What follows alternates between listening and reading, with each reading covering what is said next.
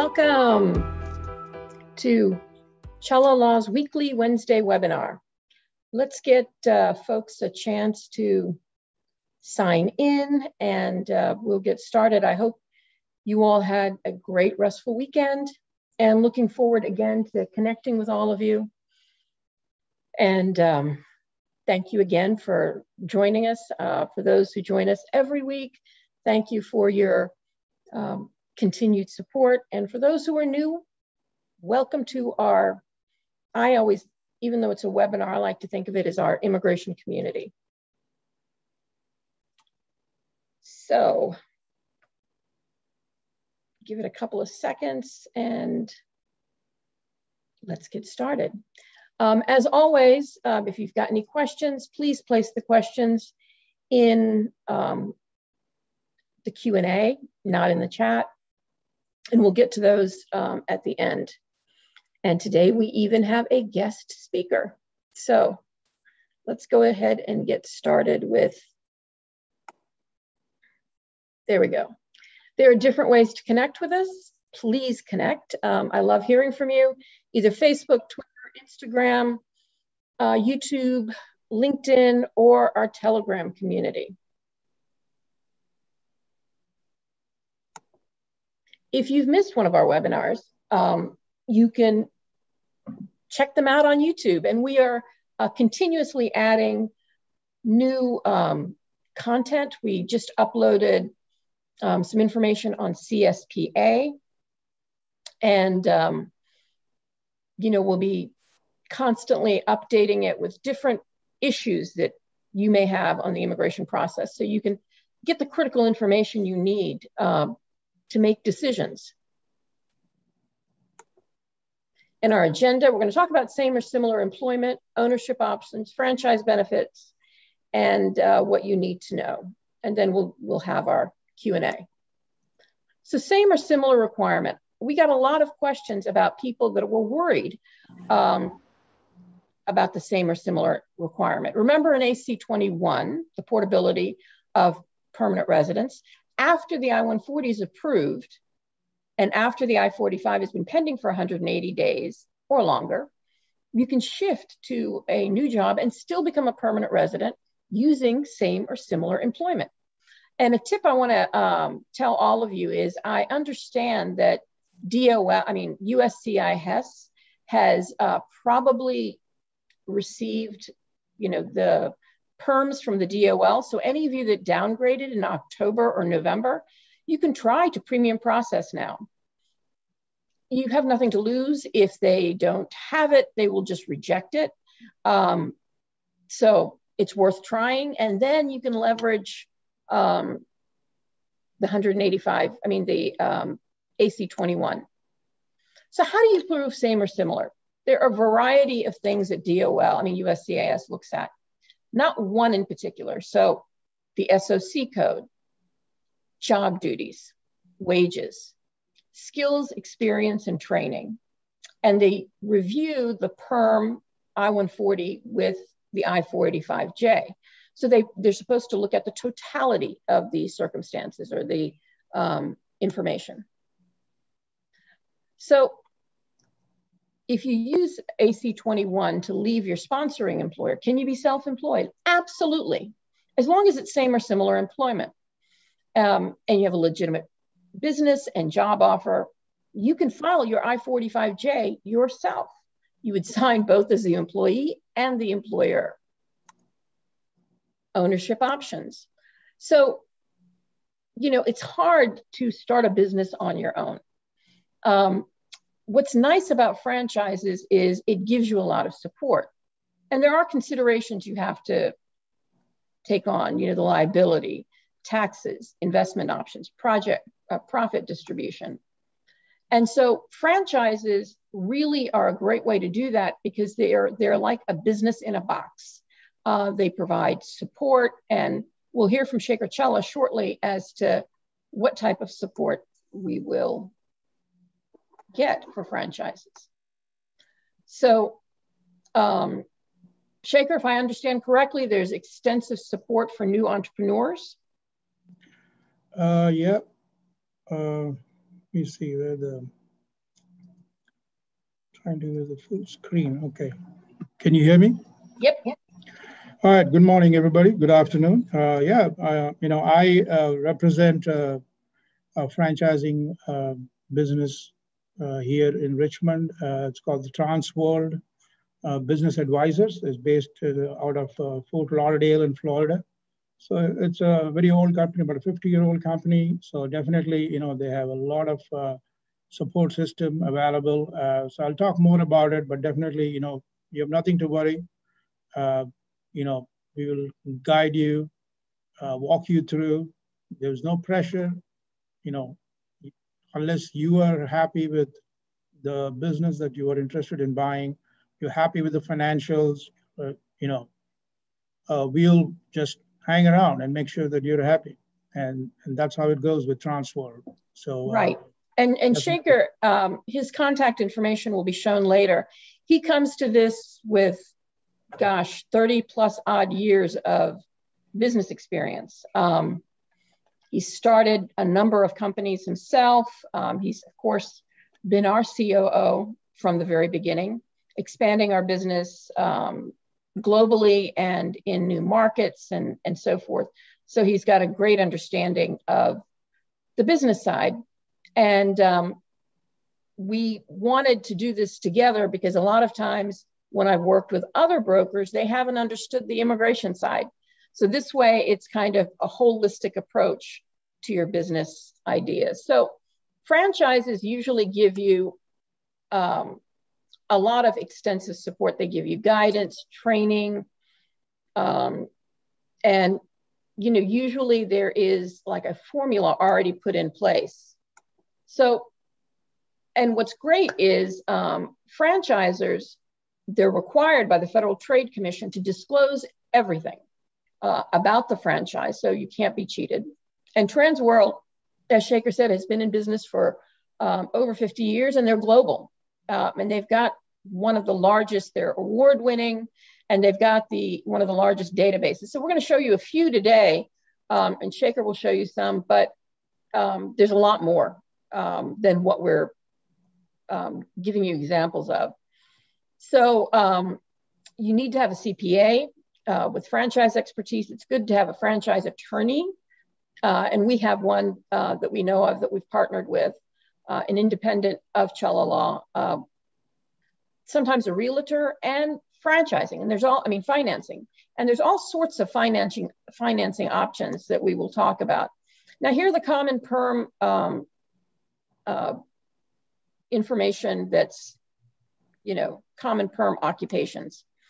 So I'm just giving you some examples. Innovative software learning company could be one, and this is 1.7, so it's a little steep, but they range in all sorts of ways. There's a consulting business, an IT consulting business that's for sale.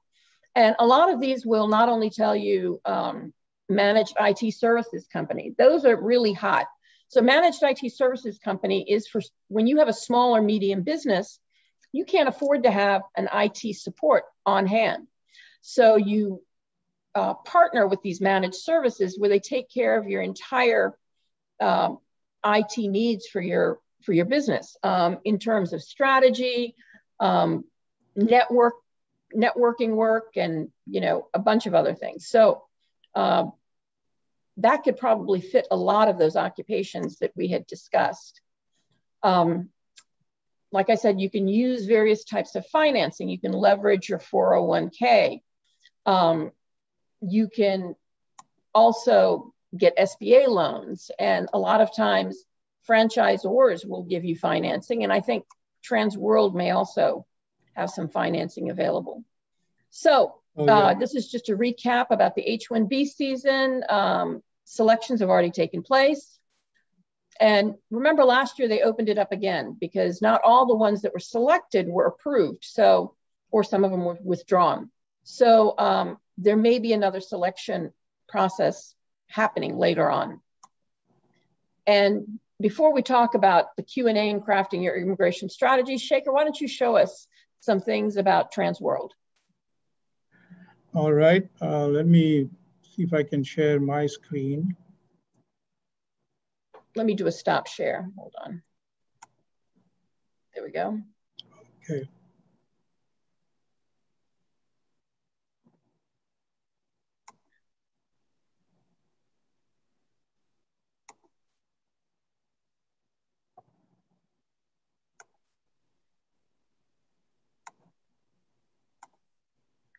Are you able? Okay, good. All right. Can you all see the screen? Mm-hmm. Okay. All right. So just quickly give you a little bit of a background on the business franchise and the company that I represent, Transworld Business Advisors. So like I said, it's about 40-year-old company. 10,000 plus businesses have been sold, 600 plus brokers, and 250 offices worldwide. One of the things about Transworld is, you can own a Transworld Business Advisors franchise. That means you can be like a, owner in a certain territory or a region, for the entire state or part of the state.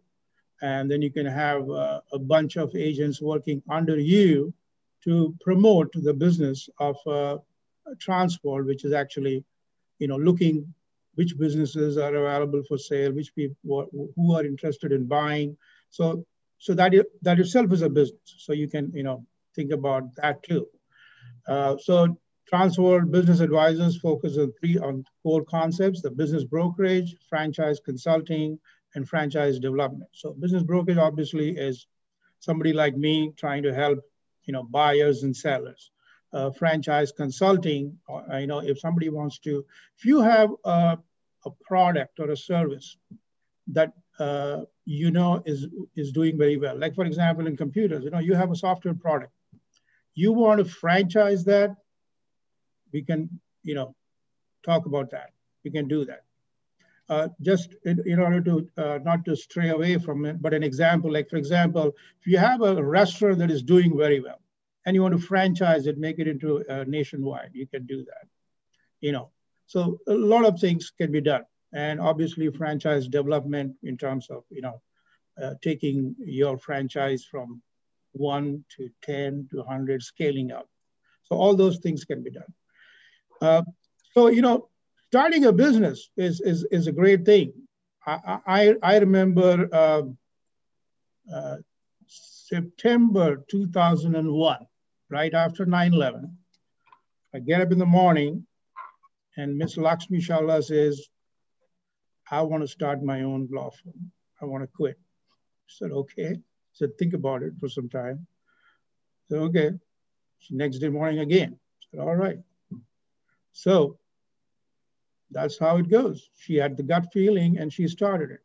So, it's a dream. You want to be your own business, your own boss, job security, control your own hours, you build the equity and create a legacy. She's created a legacy for immigration law firm, and not only in this area, but the entire United States and the world. So these are certain things. So you got to have passion about it. And I'm sure, many of you out there, do have the passion. You just want to looking to see an avenue, how to, convert that passion and dream into realities. And that's where we come, So like I said, it's an 8-step process. You have already taken the charge. For the fact that you want to start your own business, that itself is a good quality and it's a good sign. It means you have the passion, you have the drive, motivation.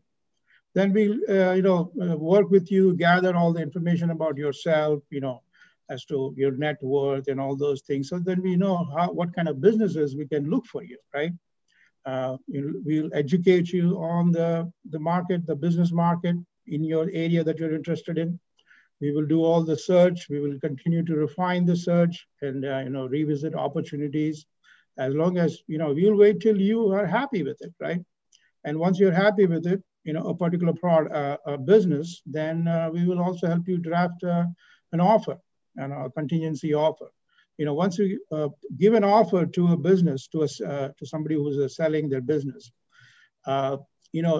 if that person accepts your offer, you got a certain amount of time for due diligence. That means you can always The contracts is, like you can decide 30 days, 60 days, or 90 days, if the seller agrees.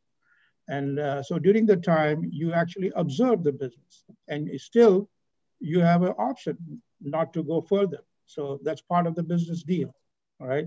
So that's the due diligence, we will coordinate with all the, the CPAs and the legal professionals. If you don't have one, we can, introduce you to some. And the closing, once you sign the bottom line, and we'll help you, make all the transfers as seamless as possible. And we'll still hang around after post-closing. One of the things is I've learned in marketing is after-sales service. So just because I've helped you buy a business, that means, my job is done? No. I'm going to hang around, make sure, things go well. How do you decide which business to buy? That's very, very important. You may like a business, but then, that's not the way it would decide the location. Of course, in marketing, they say location, location, location, but that's very good. But then these are a couple of things. Over the years, people have decided, have made a decision to buy a business. It could be one or a combination of the other. There's the seller's discretionary income or earnings, SDE it's called. The EBITDA, which is the earning before interest, depreciation, taxes, and amortization. And then how long the business has been running, and the reason the seller wants to sell the business. So these are some, main factors you want to consider, when you're looking as to which business you want to buy, right? And we will come, we'll come to help you out, and we'll guide you through that. So the SDE, or the seller's discretionary earnings or income, as so it's a cash flow. It kind of gives you an idea as to how much cash is being generated in the business, right? So the purpose of SDE is to measure how much money the business brings in for the person who owns it. So many times, in businesses, in small businesses, sometimes you use the earnings, you use money for some of your own expenses. Well, that's valid, and we'll not go into that. You can talk to your CPA and all that stuff. So, if the business is showing that much profit, but there is also an SDE component, which is the seller has used money at his or her own discretion. That is also part of the money that should be shown in the profit. So how is that calculated? So that's another important thing to look for. All right, EBITDA, as I said, earnings before interest, taxes, depreciation, and amortization. That's another way to look at a margin, for investors. So it's a short-term operational efficiency in terms of how much money is left after the owner has, taken care of all these liabilities, if you want to call it. So these are two main aspects you need to keep in mind, other than, of course, why the seller wants to sell. Is it been running for long? Maybe the person is old and he wants to quit, he wants to do something else. Or if there's any other reason. We will do a lot of background work on that, all right? So a rule of thumb for valuing a business, and I'm just giving you this because, just because, you have the resources and you have the passion, you can't just walk in and say, okay, I'll buy this one. No, you got to take a strategic decision. It's a process. So the rule of thumb, a percentage of the annual sales, or better yet, the last 12 months of the sales revenue. This is to value a business. When the listing is like, the ad for a business. If a business is for sale, like a staffing agency says, sellers expecting, $500,000. That is what the listing price is, right? And then there's also how much down payment, what is the discretionary earning. These are all the things. I'll show you an example.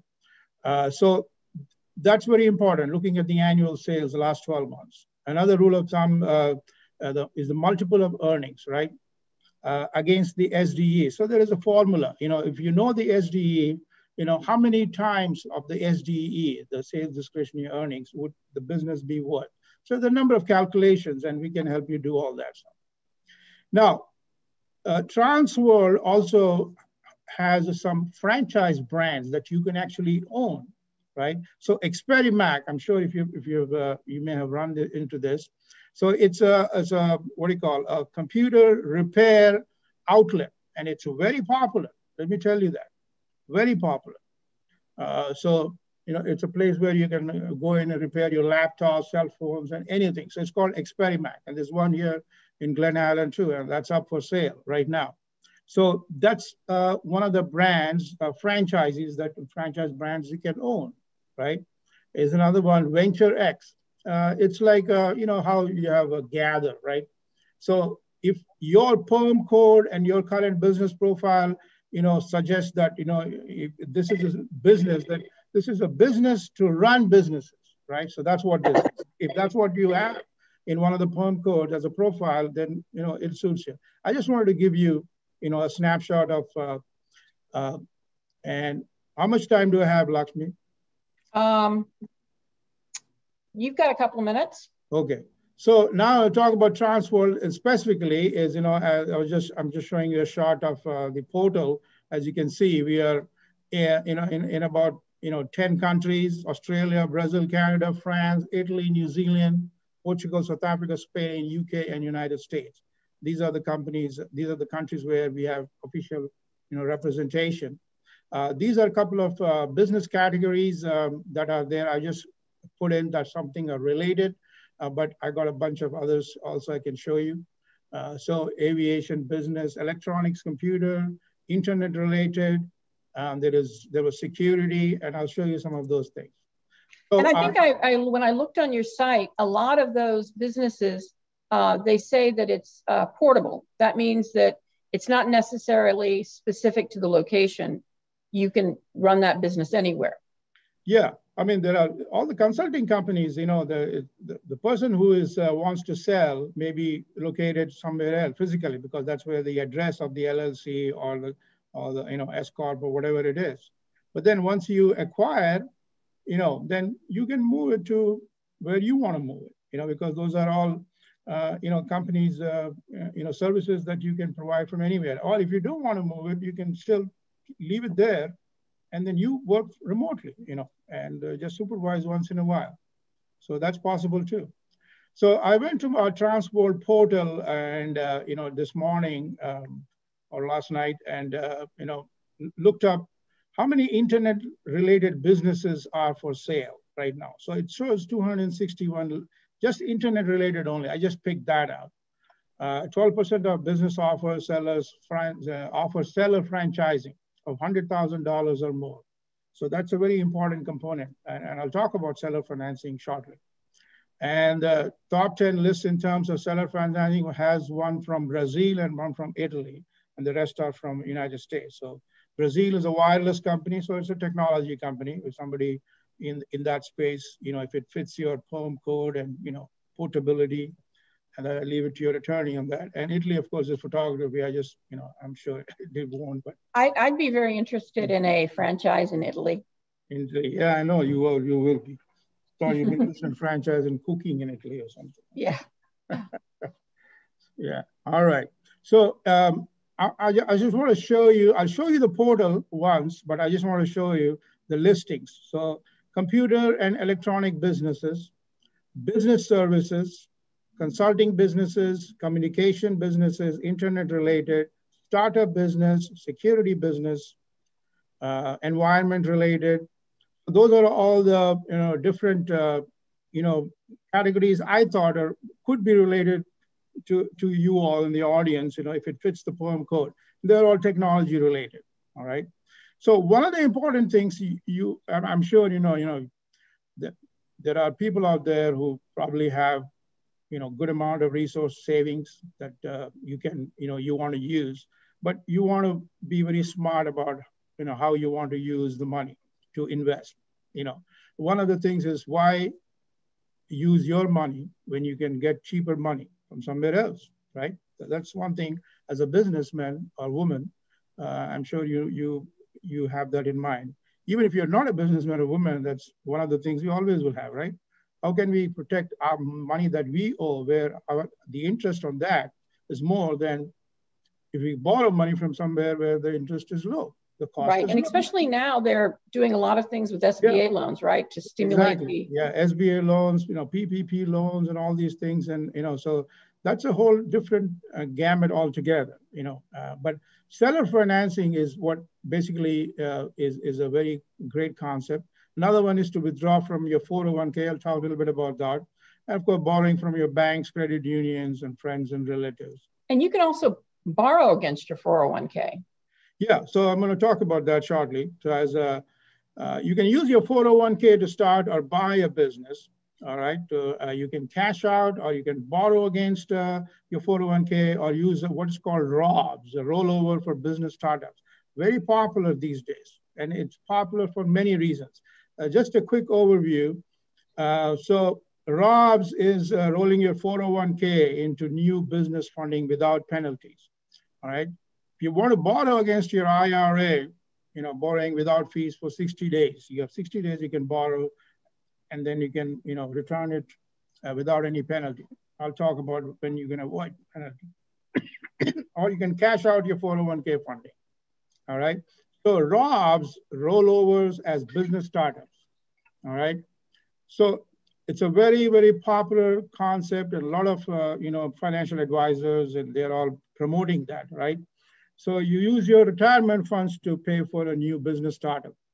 So the individual who's going to roll over, the funds rolls over into what is called a ROBS plan, into a tax-free transaction.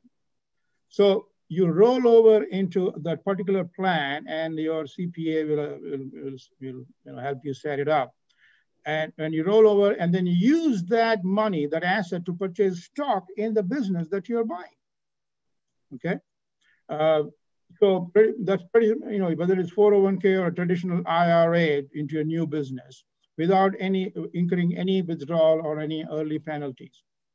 And many of you probably know that if you're under the age of 59 and a half, and 401k withdrawals incur a 10% penalty.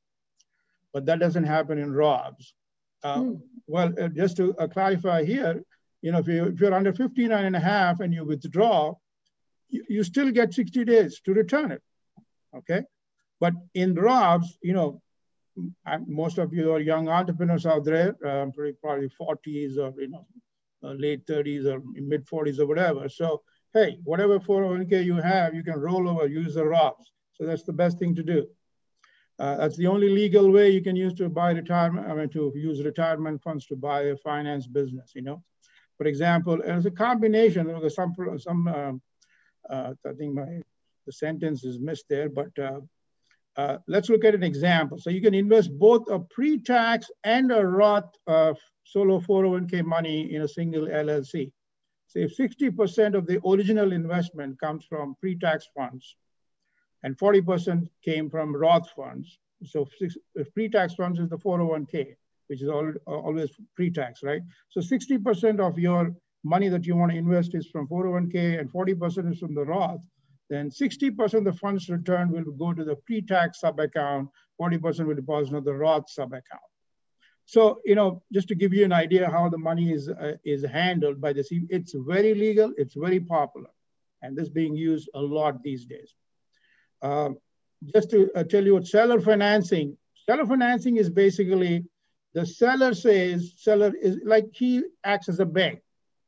He wants to sell, he or she wants to sell the business as quickly as possible. And then they say, okay, we will finance if you do this, this, this. Traditionally, about 20% down payment or 10% or 15%, whatever the banks and other lending companies do, the same thing. But instead of going to the bank, the seller himself or herself is saying, I'll do the financing. So that's what seller financing is. So easier qualification, negotiate rate and terms, lower closing costs, faster closing, as long as you're happy with it. Some of the other aspects, seller may be unwilling to carry financing, flexibility of owner financing may come with a price tag. They have the liberty to charge more. You have to be prepared for that. Difficulty if there are underlying mortgages, that means if the seller has some other mortgages, so the due diligence period, you can decide all that. But by and large, when you're negotiating, when you're looking for a business, and for some reason you don't see the seller financing option, there's no harm in asking seller financing, hey, do you offer seller financing option? Because the seller is going to check your credit, and one other thing is to be upfront, very sure about yourself. So a couple of other tips here. Buyers should consider before finalizing a seller financing deal. Don't expect better terms. You may need to sell yourself to the seller. That's what I was trying to say is, because they're going to do a credit check. So you want to make sure, you put forth the proposal. You say, I'm going to give you 20%. Let's talk about it. Confirm the seller is free to finance the sale. So you have to make sure you get the confirmation, right? And always hire a tax expert to make sure all the numbers look good. We are here only to facilitate. Of course, we have tax experts, CPAs in our team here too, so we can introduce that. So here is a fact, basically, doesn't matter where you go, that 20% down payment, these days it probably may be less because of the pandemic and all that, but, got to be prepared for that. There's something I picked up from Lakshmi's presentation. So you got to have a team of people. These are all the experts that can help you out. And I fit in, not the franchise attorney, but I guess the broker. I'm already there somewhere in that. So here are my contacts. And that business for sale listing, that's what I'm gonna show you a couple of minutes, and my email, and that's my phone. You can also leave a message, send me a text or something.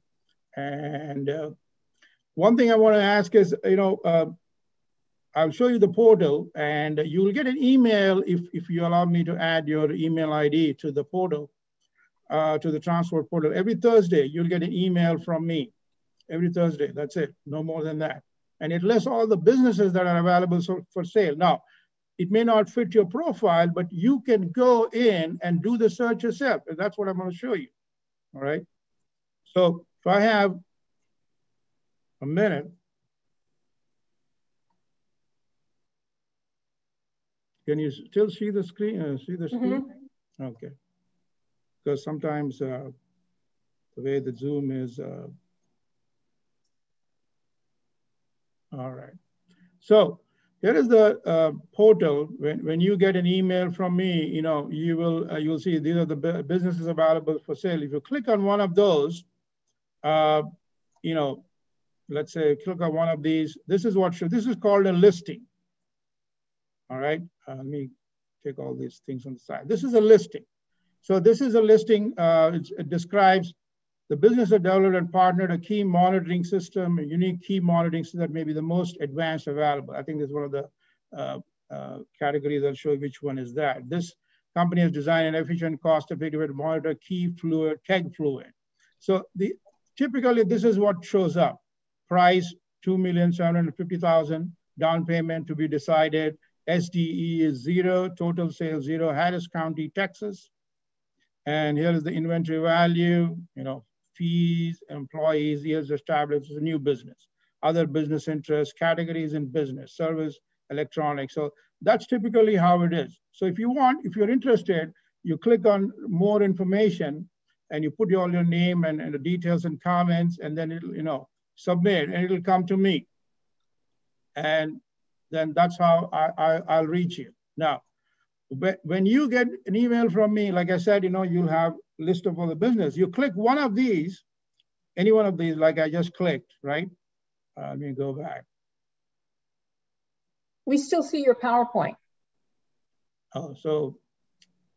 You have to stop share or share. You can. Yeah, because that's what I was asking, if you still share, but because I didn't see the new screen. So, all right, can you see this now?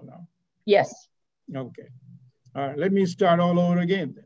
No, that's okay. I think we got the gist, but you can when you get an email, you get this listing, and then you can get more information. Now, here is the portal.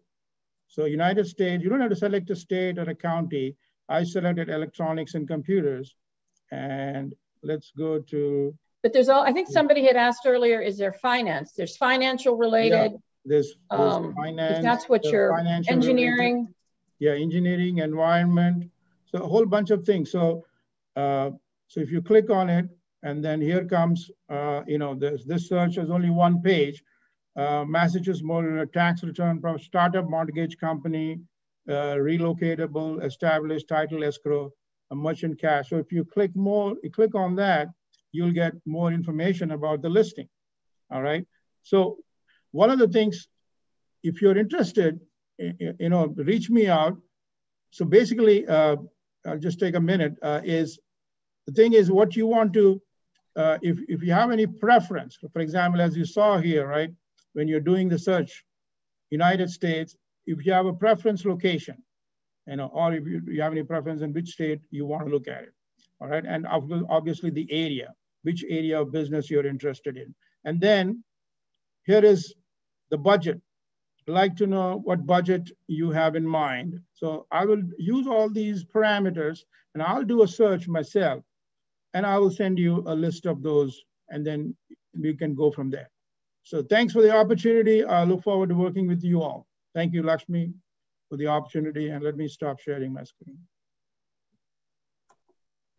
Thank you so much. I learned, I really learned a lot about the financing options and all the really interesting businesses that you outlined. Yep, thank you. And so let's go to the end of our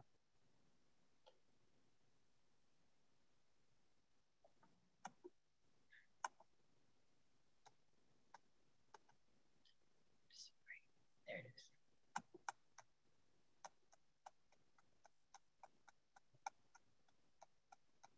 So in fact, I may be giving you my email so you can show me some listings. So yeah, I know, when I was doing the search, you know what I found today? So I sent that listing to myself. Yes. Immigration law firms for sale. Huh? Immigration law firms for sale. Ah. So just in case if you want to expand. Well, I sent out a poll just to get a better understanding of what you all are, what your pain points are in immigration, so we can better craft our webinars and so forth. So please respond to that. I'd really appreciate it. It's, you can be totally anonymous. The poll is out, but to recap what we talked about today, same or similar employment, you can be self-employed. And as Shekar pointed out, there's a whole slew. So if you're working as a software architect, or you're in finance, or you're a business analyst, there's a lot of, there's a whole variety of businesses that are out there. Or, if your spouse is on an EAD, and especially now with the downturn in the economy, a lot of people are worried about their current job. So this gives you a whole bunch of opportunities where you can leverage meeting the same and similar requirement by buying a franchise. Yeah, sorry to, I just wanted to make a couple of points and I forgot. You can obviously start a business on your own or is there some partner? So that's one thing. Second thing is, when you're talking about owning a business, it's as I said, it's very important to ensure that some basic background work is already done. So I can help you there also. And I'm not just I'm an official representative of Transworld, but I have access to. There's another big what do you call service agency there called Biz Buy Sell. And they have also a lot of businesses for sale, so I have access to that too. So it's not just Transworld, I'll just have to get with and if you like a business anywhere, tell me. I may know somebody there or somebody I know may know somebody there and we can approach, so that's not, so, never say no. And you don't decide, about what others' decision. Let the other person decide that decision. You make your decision. So, thank you. Yeah, and that's a good point. So if you've got a couple of friends And all of you are in the same boat in worrying about your adjustment employment being terminated, then you can join together to buy a business that's related to both, your perm supported jobs. And because premium processing may be available to you now, you can get that I-140 approved that you would need to port leveraging AC21. Because I'm doing closed caption, there it is.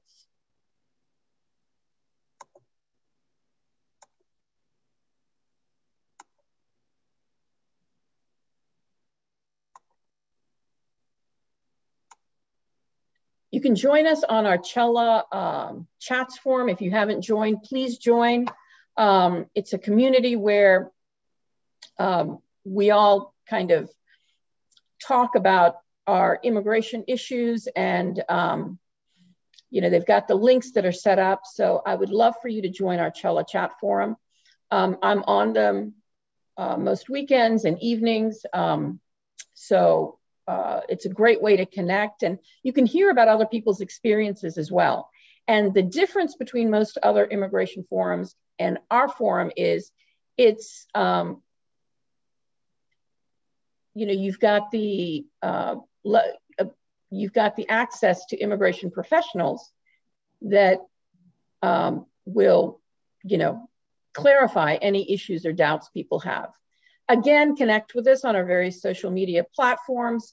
If you've enjoyed our chats or so forth, would be really great if you would share it with your friends in your community.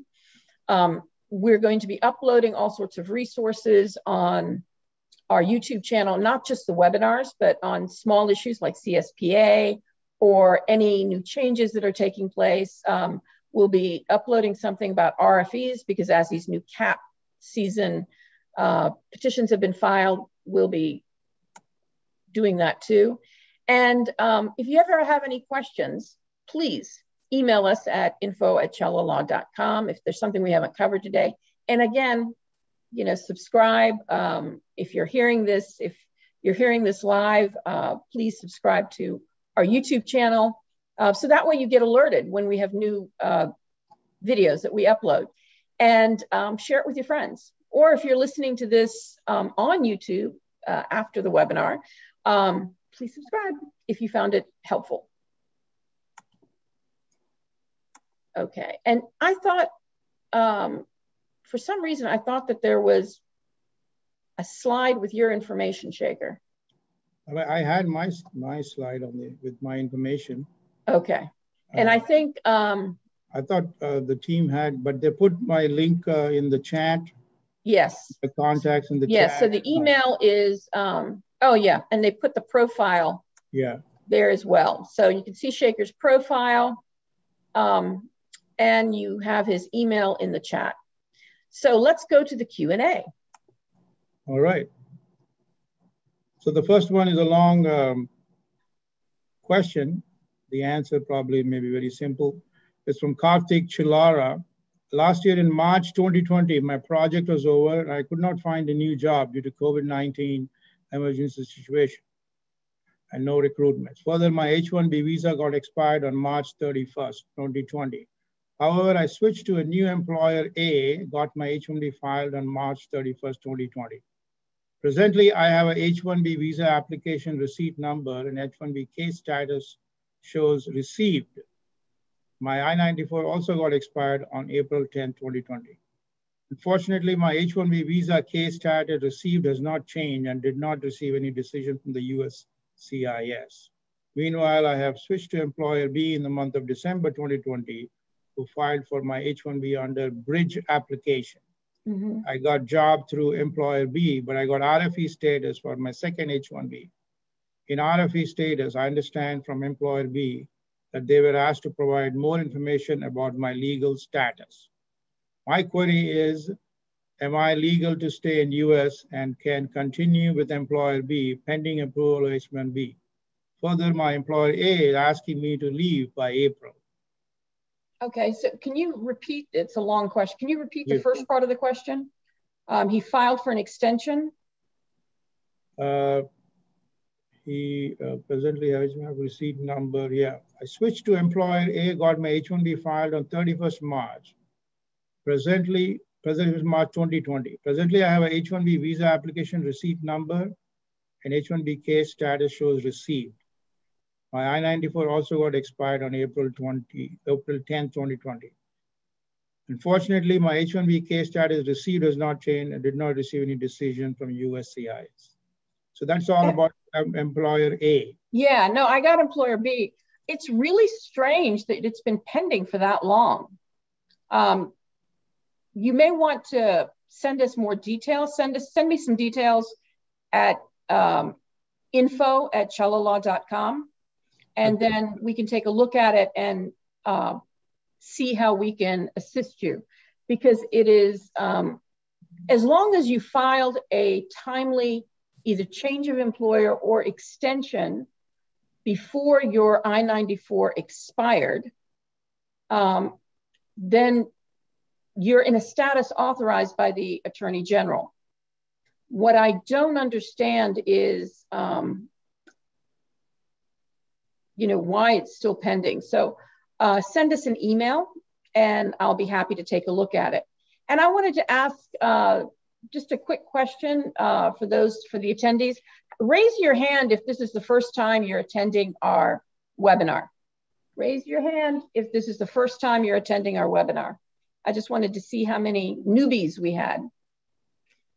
Okay, great. Raise your hand if you attend our webinar every week.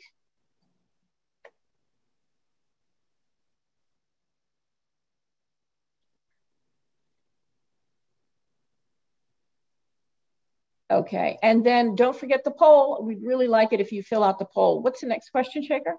Yeah, I was just saying that Karthik had already sent an email earlier today, I think, and I initially responded. So Karthik will respond, but if you want to add any further information, please do so.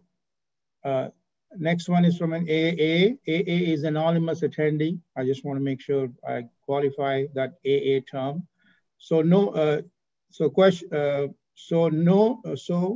need to understand what would be the next step after filing AOS in October for EB3. Once we completed fingerprints for I-485 to get interview we need to wait for the final action date to be current. Say PD is June 2014. Can you repeat that again? Yeah. So I think the person wants to understand what would be the next step after filing AOS in October for EB3. Okay. Once they've completed fingerprints for I-485 to get an interview, do we have to wait for final action date to be current? Yes. Okay. So the difference, and if you look at, I think it was one of our webinars, we go through there's a difference between when you file for dates of filing and when you file for final action date. I think it was 2017 when they decided to add final action dates. Otherwise, you could only file when your priority date was current. So the reason why they added dates for filing is final action date means your priority date is current. Dates for filing means that in anticipation of your priority date being current, they want to pre-review your adjustment so you can get processed quicker. This was to help people actually get through the process a lot quicker. But even though they'll pre-review it, it will not be adjudicated. You cannot become a permanent resident until the final action dates, until your priority date is current. I hope that answered your question. All right, the next one is another AA. Why USCIS is sending I-485J supplement probably to some October 2020 AOS files with no employer change? Right. I think what you're asking is that you're getting an RFE on, they just want a confirmation of your employment. And I always encourage people, I know people have told me that, I'm with I'm using AC21 to a new employer. The employer says, let's wait for the USCIS to send us an RFE before we turn in the I-45J. I always believe in doing it proactively. I don't want to wait for the USCIS to ask for the I-45J. I would send it in. And if you haven't changed employers, they're probably just doing that because they want to confirm that, and it's a good thing, because that means most likely you won't even be interviewed. So I would go ahead and send in the I-45J, and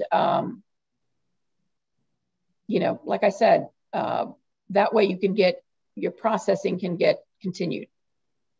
All right, next one is from another AA. I got on L1A visa pending I-485 at the moment. My AC21 180 days will be April 16th. If I don't get EAD card, then I cannot work for a new employer, correct? Correct. You need your EAD because you're on an L, and you can't change employers with an L. So until you get your EAD, you won't be able to change employment. All right, the next question is from Spandana Reddy Sapidi. Tell you what, guys and girls, I love to read the names fully. I come from India, I'm born, brought up there.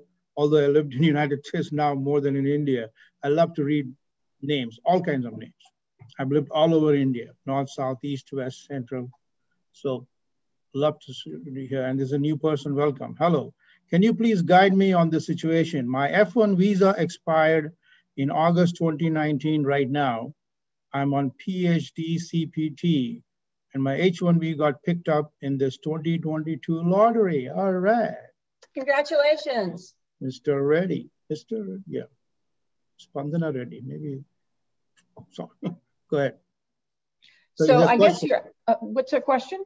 My F1 visa expired in August 2019. Right now I'm on a PhD CPT and my H1B got picked up in the lottery. So that's the situation. They want your guidance, what they should do. Right, so until the H1B is adjudicated, I wouldn't travel, because I think that may be your question. You don't need a visa to stay in the United States. You only need, it's the I-94.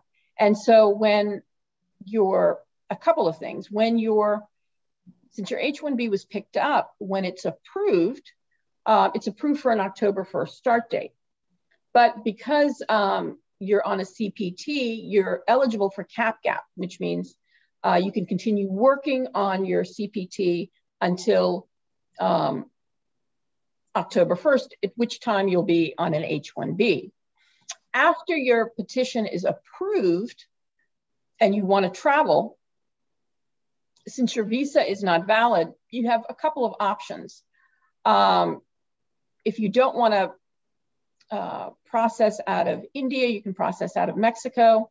We have a YouTube video that talks about third country processing. If you want to travel and only come back in once you're, like right before your H1B, I think 10 days before the validity date, the start of your H1B, you can process your H1B visa. And so those are some considerations I would undertake. Yeah, I think the follow-up question is right two down. So the Reddy Spandana, I have to travel to India on this May due to some personal reasons. If I go, I have to get F1 stamping. I have stamping on May 17th, but also my H1B will be in process. Could you please suggest me? So that's what. Yeah, why don't you try, Kara, are they allowing for premium processing?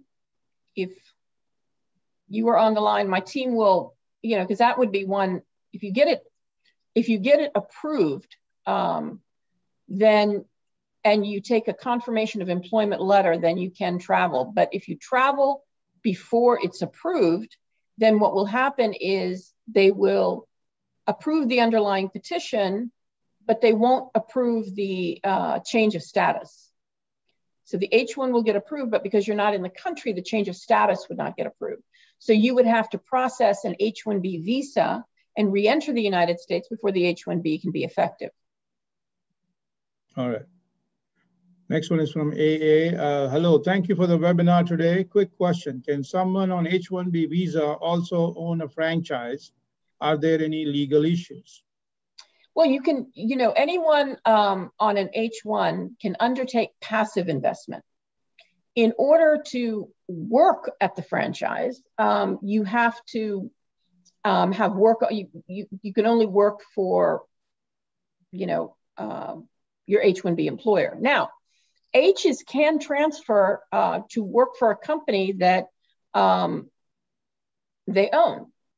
But in order to do that, you have to have a board. So the company you would create, you would have a board, and then you could purportedly transfer your H-1B to that company. And we have a memo on this. So if you email us, we'll send you the memo on how H's can sponsor themselves. All right. How much time do you have? I've got a few minutes. Okay, so we got quite a few questions. Appreciate if, don't put any more questions on the Q&A, please, because we got quite a few to finish. So if we couldn't get your questions, please do send an email to info@challalaw.com, and we'll definitely be glad to send you a response as quickly as possible. Next one is from Prerna Talreja, new person, welcome. Will you be addressing how to set up your own consulting firm? Do you have to have clients, or can you just set it up as a backup if you get laid off and your date is becoming current? That's a good question. Yeah, you're going to have to show that, if you get an interview, you're going to have to show that there is, because the idea is even though the company does not always need to show ability to pay, you have to list on your I-485J your revenue. I mean, your salary.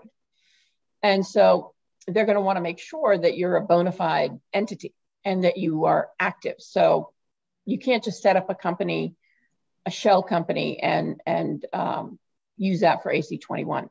That's why the franchise, I think works well, because it's hard to set up a company, right, and grow it. So if you're able to buy something existing that already has a revenue trail, then that's a more secure way of showing same or similar. All right. Next one is from an AA. I'm a secondary teacher on H-1B. I've applied for EB3 downgrade and may get EAD soon. My wife is on H-4 EAD. My PD is June 2013. I also served as supervisor and media specialist roles earlier. Want to start consulting company or work with a consulting company in areas like helping education field with selling products and services. What are the constraints and limitations and opportunities with regard to my visa, green card status? Right. And he said that he filed for a downgrade in October. Downgrade, didn't say when, but the PD is 2013. Okay. If, once your I-140 is approved, and like I said earlier, you can try premium processing it, and your adjustment of status has been pending for 180 days, you can go ahead and, since you are already in education, you can start a business in education and qualify for same or similar. And if you still have some time before you reach 180 days, if your wife's on an EAD, you can start it up on her name first, and then at least get that going. And then when you meet the I-140 being approved and it's been pending 180 days, as long as it's related to your, what your perm set out to state that you would be doing, then it would qualify. And one of the things I think when Shekar was showing us his listings was there was one on education. For education, yeah. So if you send me an email to Challa at Tworld, T for Transworld, tworld.com, I'll be glad to send you, a search on the education listings that are currently available. Thank you. All right, next one, another AA. If I want to be a financial consultant, can I classify myself as that on my I-485J, even if I haven't won any consulting contracts yet? Do I need to create an LLC or do it on my own? Could I just keep adequate funds aside to show adequate compensation being paid to me from the LLC? Right. Great questions, guys and girls. No, that's a good question. And what I would tell you is, you do have to create an entity. There needs to be an employer-employee relationship. So there's got to be an entity created. And if you don't have any clients, even if you have the money aside, if you ever go to the interview, sometimes they'll ask for financials, they'll ask for a bunch of things. So, there's a risk that you would be taking. If you are able to build it up, then you shouldn't have a problem. But if you don't have any clients yet, that can, and that's a tough field to penetrate without, spending some time. So that would be the only thing I would caution against. Yeah, send us an email, with some more information. We'll be glad to, guide you in the right direction. And if you want information about, financial firms, let me know. Srinivasa Vitala is next on the line. My H1 is not picked this year, 2020 quota. I'm planning to go to India in June using my STEM OPT. Do I have to get I-20 from my college to come back to US? Yes, you should alert your college to let them know. You should also get a letter from your STEM employer saying that, that you have an offer of employment when you come back, so that there won't be any issues when you enter. Another AA, priority date EB2, March 2010, filed I-485, March 2012. Have been on EAD since then, changed employer in 2013, and filed AC21 in 2013. Got promoted few times in current job. Do I need to submit I-485J now? Can I do real estate licensing and do business as realtor? Would it consider same or similar job? Not unless your perm says that you were doing, it depends on what your job description was in your perm. So you look at the job duties outlined in the perm. If it has to do with real estate brokerage, then yes. If not, then no. You don't have to, even though you've gotten promotions in your current job, you don't have to submit an I-485J for that. They may request it. And like somebody had asked earlier, even if you haven't changed employers, sometimes they request it just to confirm, your position. And last week I went over, I think, that promotions in and of themselves, they expect that, especially if it's been pending for so many years, that's not going to be a problem for you to adjust. All right. Next one, Lalit Grover. I had a biometric done. Welcome, Lalit. Biometric done on February 23rd for COS to B2 from H1B. So many acronyms. My request is to stay till June 27, which works out to be approximately 14 months from the day I was laid off. Question, how long it takes a decision? And they got a couple of other questions. I also have a H1B transfer application filed and receipt date February 10, 21, received by USCIS as filed by a potential employer in normal processing. What will be the implication for me in case the H1 approvals are not received till June, or if B2 extension is not approved? Oh gosh, that there are too many dates, too many filings for me to be able to. Can you send me an email, info@challalaw.com? I'd be happy to answer your question. I just want to make sure I've got. It's hard when I hear the dates to put all of it together, and that would really dictate what the status issue is. So I need to know the date you filed the extension, the date you filed for a change of status to B, and this would help me better understand. So if you can just send us an email with those details, that would be great. Next one is from an AA. Hello, thank you so much for creating a great immigration community for us to ask questions and learn. Thank you. I had a question about the H-1B selection day for this year.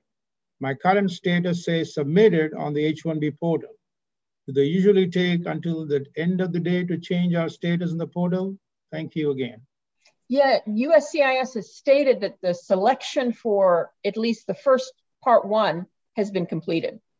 So if it's not selected, if it doesn't show that it was selected, then it's probably not selected for, but last year they did a second selection time, I think sometime in August. So fingers crossed, hopefully if you didn't get selected now, you'll be selected then. All right. Next one is Bushra Ann. Just wants to say thank you for scheduling this webinar. It really helps us a lot. Thank you very much. If you like it, please spread the good word around. Thank you, Bushra. And if for those of you who like our webinars, please give us a review on Google. And I'd really appreciate that, to say that these have been helpful. It takes a lot of work to put this together. It's an entire team. You just see my face, you see Shekar's face, but we've got, I think I get emails from Kara at like 12 in the morning, you know, when she's finalizing. She's got 2 small kids, and you know, she works really hard at putting this together. And we've got Matt Case that's providing her support. So like I said, it takes a team. So it does take a lot of work to put these webinars together. And if you, the most significant way you can show your appreciation is spreading the word and giving us a nice review on Google. And you don't have to say anything about, you can just talk about the webinar, because you know, you may not have utilized our services, but you can say that you found the webinars to be very helpful. Thank you. In fact, Bushra has a question. My priority date is July 2010 in EB2 with employer A. I'm now with employer B on H-1B, and they're about to start my perm process. My current H-1B with employer B expires March 2022. If next month my PD gets current, will I be able to extend my H-1 with employer B, as it will take them more than a year to get new perm approved? Right. Well, if you've got an I-140 approved, you can continue to extend your, because your priority date is current. Yes.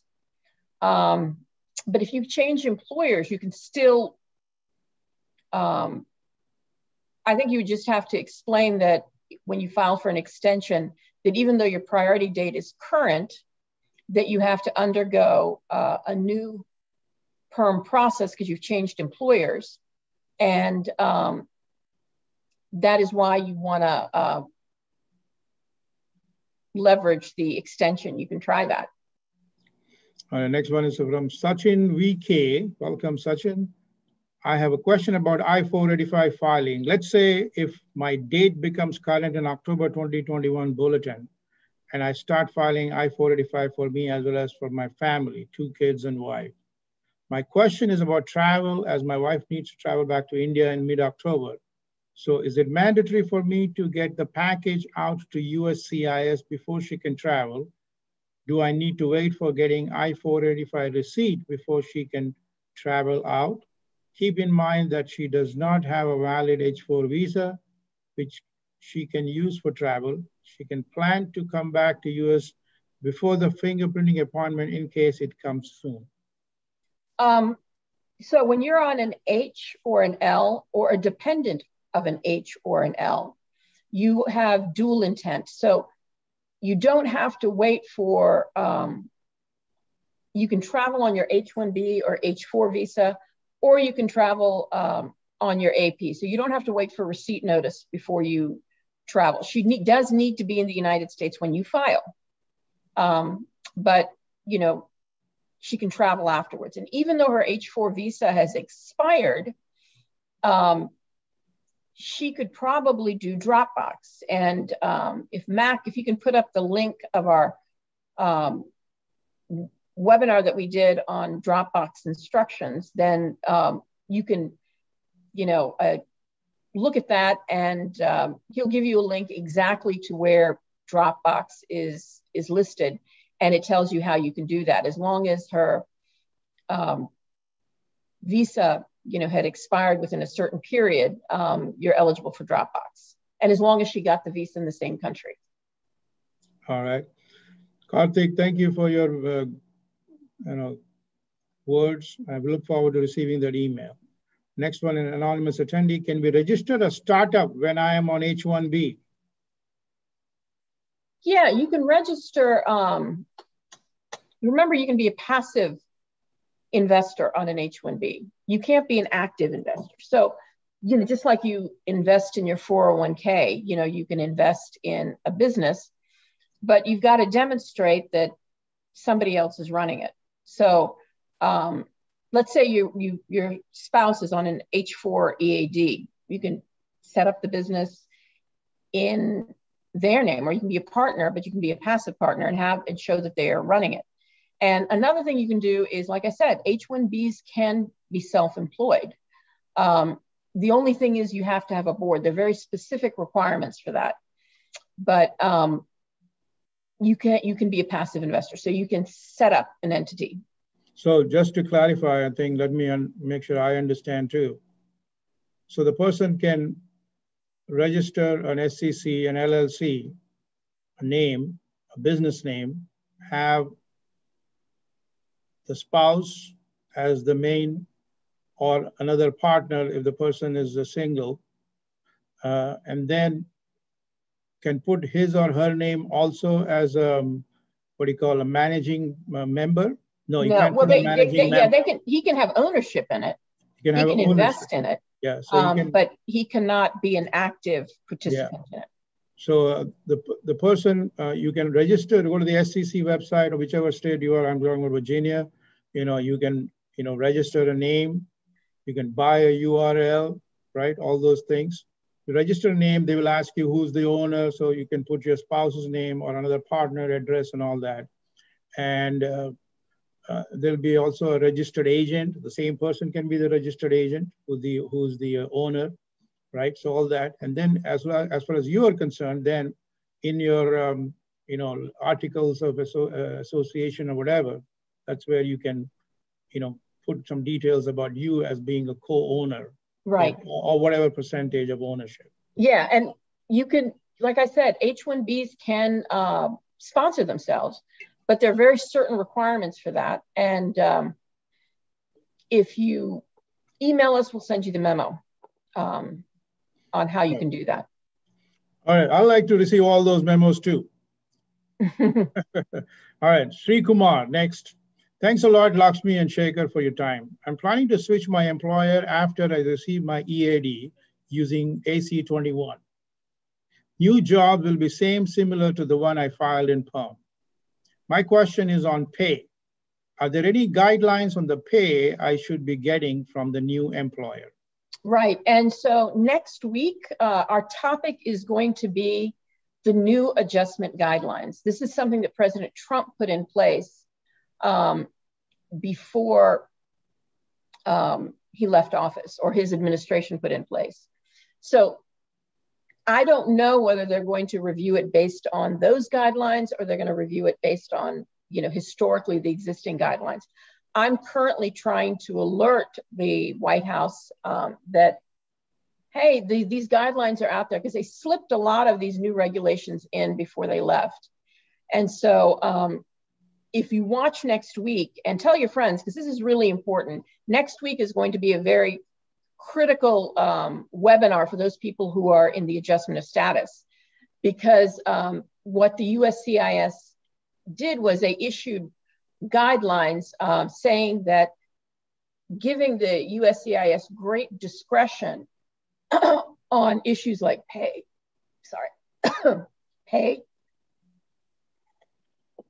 SOC code, a series of things. So I'm going to be going over each one of those discretionary measures next week. So stay tuned for that. And so I'm sorry I can't give you a definitive answer. If they go by the old guidelines, pay in and of itself is not going to be an issue. But if they use the newly instituted guidelines, that could be one of the factors. I got only 3 more questions. The next one is, it only says it's from AA. So I don't know if it is pertaining to the one earlier where it says, can we register a startup when I'm on H-1B? Is it possible to get the interview waived? They may. I mean, it's not, can you get it waived? It's will they waive it? And I believe that they are looking into that. And I suspect that that's why they're issuing I-485Js for people who haven't changed employment, because in the olden days, they would issue a request for an I-485J and then just waive the interview. So that's possibly what you will be seeing. This is the last question. Do you have any idea about, it's from an AA, do you have any idea about EAD card backlog situation? It is almost 6 months after filing and I'm getting really worried. Yeah, no, I'm sorry. There is a new, I think a couple of weeks ago, we did a webinar on how you can contact USCIS. There's email addresses, there's phone numbers, and what you should do and how you should approach it. So take a look at that YouTube video, and I wouldn't worry. I'm seeing some people getting it early, who filed later, some people who filed later, still not, I mean, it's a big mess. But there's some litigation on that issue. So hopefully it'll get resolved soon. But if my folks can put up the link, there they have, navigating the USCIS contact center. Take a look at that, and that should help you. And if you looked at any of our YouTube videos and you found them to be helpful, please subscribe to our channel, or give it a thumbs up, and share it with your friends, because this, especially navigating the USCIS contact center, is, I think, an issue that most people don't know about. So that would be probably helpful to a lot of your friends. All right. Sachin VK says, thanks for your answer. Appreciate your efforts here. Anonymous attendee, Lakshmi and Shekar, just want to thank you, and your guys are doing some great help to the folks here.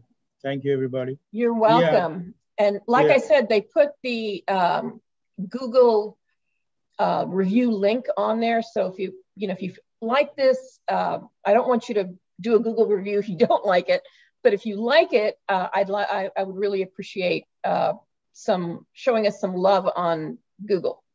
So I want to say, very much. And I just want to say that, all these accolades you're receiving because your attorney has a passion, and she's got a team who equally has same level of passion. They do. And we can make a Bollywood or a Hollywood movie about how she went through her immigration. It was that tense and exciting and thrilling and exhilarating. I was part of that. So yes. If she has not shared, sometime later she will, and somebody can write a script and call Kodandaram Reddy from Hyderabad and invest and make a movie out of that. Right. Absolutely. And thank you all again. I hope to see you next week. Next week's webinar is going to be a very critical webinar on adjustment of status and the 2 standards that are right now out there. So we don't know which one is going to be applied. So that should be really critical for you and your team. So please sign up. This poll is not closed yet, so maybe you want to close it? Or okay, yes, thank you. Maybe I have to, because I'm also, a panelist. So download, share, relaunch. You can download probably. Right. So. Just wanted to make sure that we don't lose that. Right. So thank you all again. See you next week. Thank you, Shekar. Thanks, team. Thanks, Kara. Thanks, Mac. And thank you all. John and Melissa and everybody else, Yeah, send email, guys out there, if you want to know a little bit about, business opportunities for in the area that you're interested in. Right. And your email address again is cchalla@tworld.com. T-World. T as in Tom. T-World. Okay. Very good. Thank you. Bye-bye. Thank you, Shekar. Thank you. See you soon.